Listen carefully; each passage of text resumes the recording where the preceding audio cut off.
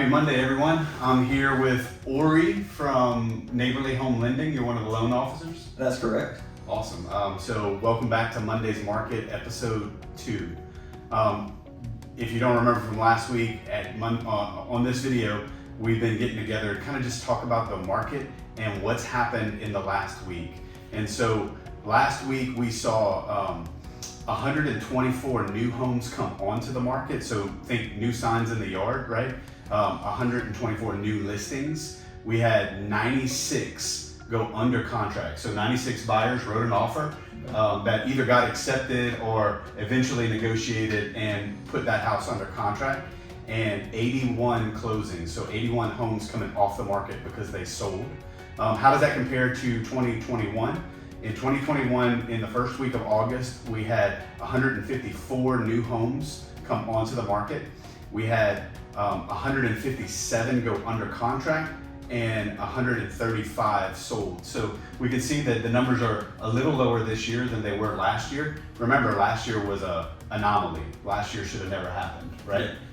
And then the interesting part to me, for all of you who are maybe thinking about selling, last week we saw 176 price changes. Now, all of those may not have been reductions, but we can assume that the vast majority of those in the residential market were. And so when pricing your house right now, it's imperative that we price it into the market that we're going into and not in the market that we're looking back at. Correct. So what's going on with the interest rates this week? Something happened last week. Yeah, so right now we're seeing a rise in interest rates. So last week where we were seeing 4.9 to about 5.25, we're back up to around 5.625 to 6.125.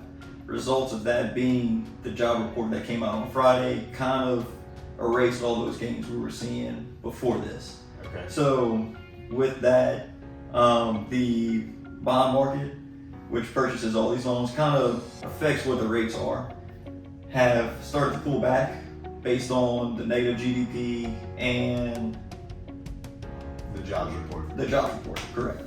So we're hoping this week though, now that things have kind of settled down, the rates are going to start to come back down a little bit. We're hoping, now that everybody's had time to process what came out, we're expecting a little bit more stable market.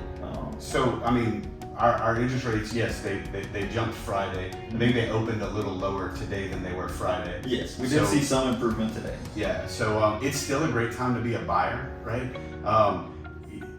Dave Ramsey says that now is the best time to buy in the next 5 years, right? Correct. And last week before, when the Feds raised the rate, we watched the mortgage rates respond differently. They actually went down. Correct. And so our mortgage rates, I think, are starting, like you said, to stabilize, and hopefully as we move further into this week, we'll see that rate reduce. So if you're thinking about, hey, is this a good time to be a buyer? I would say let's get together and have a conversation. Let's have a strategy session where we kind of strategically look at what are your needs and is it a good time for you right now to jump into the market. And if you're thinking about selling, again, let's get together and have a strategy session because we are still in a full-blown seller's market with less than 2.5 months worth of inventory. And so it's a great time to be a seller.